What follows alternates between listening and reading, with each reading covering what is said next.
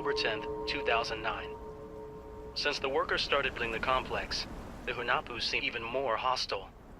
They often lurk around the construction site, and typically, the personnel accuse them of all manner of ills. More worryingly, a worker disappeared last night. We don't even know what became of him, but his belongings are still here. Afterwards, an altercation broke out between the workers and the Hunapus.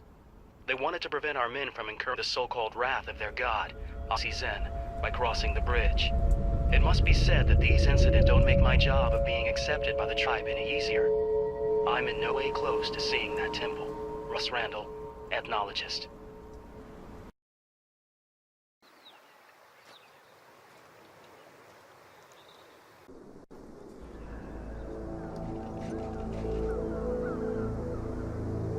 April 18th, 2006.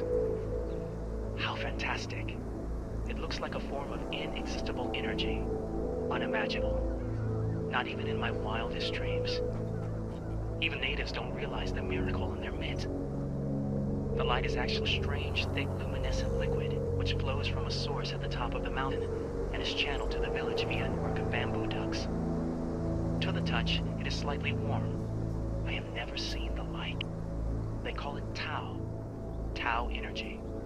Sounds magical, doesn't it? I finally reached the Providence, and the equivalent of a rice bowl of this energy, I managed to spark its engine back to life.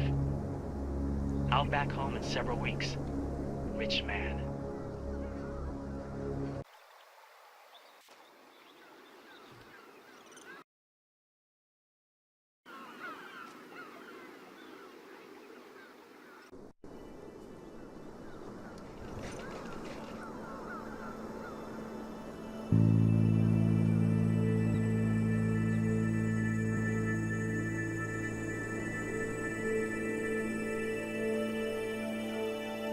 Report from August 25th, 2009. The Hunapus use a number system inherited in the ancient Mayas that is based on a vigesimal system composed of numbers from 1 to 19. Each figure is written with a combination of dots and lines. One dot represents a unit, and a line equals 5 units.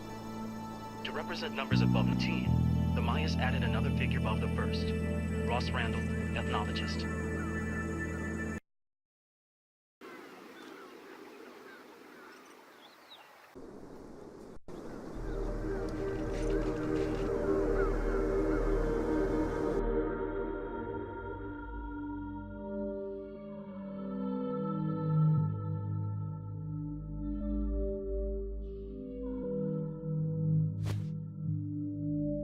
July 31st, 2009. The possibilities offered by the mathematical concepts described in the Hunapu Codex we discovered with Randall made my head spin.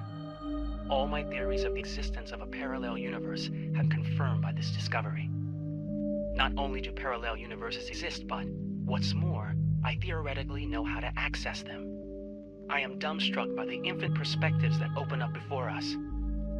The first issue to solve is the fact that the energy required to travel from one dimension to the next is a variable that tends to infinity. This means the equation cannot be solved. Tau energy, however, is the answer to our problems. We are due to start work on the first machine that can travel to parallel realities.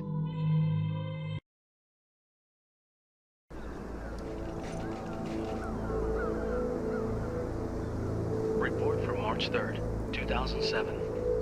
Surprisingly, our technologies do not astonish the Hunapus in the slightest, even though they've been living in isolation on this island for generations.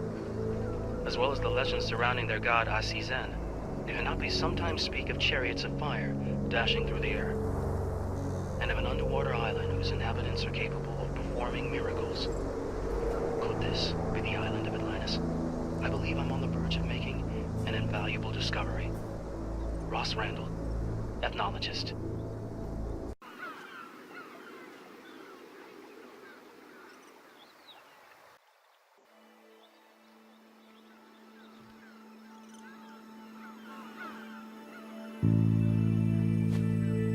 Memo 00121, September 10th, 2009. The phenomenon disturbing the island's magnetic field has distorted many of our experiments.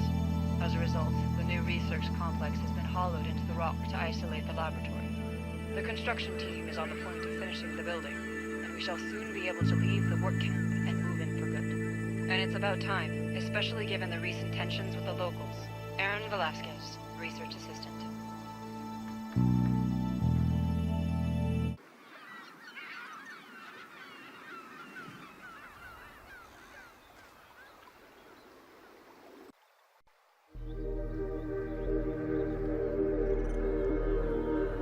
September 9th, 2005.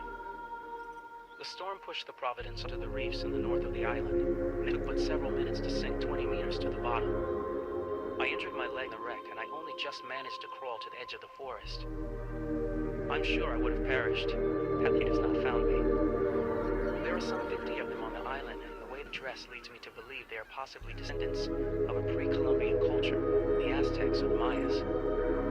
Their village is located far south in the forest, but they let me accompany them. I'm very eager to learn of their secret of this mysterious blue illuminations they use to light the village. When I arrived here, one of the natives applied a cotton poultice to my leg, which looked like a luminous product. My leg has felt much better since. I even managed to dive down in search of the Providence. For the time being, however, currents make this impossible. We'll have to manage somehow. This island does not feature on any map. I have to retrieve navigation instruments.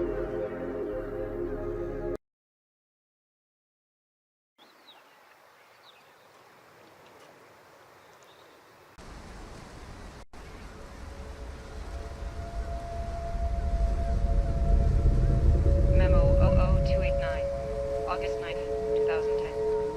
Good Lord, we're here to study Tau energy.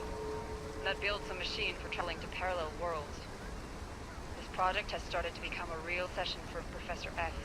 I'm afraid heads will roll when Hexacorp discovers where their money has gone. The sooner they find out that my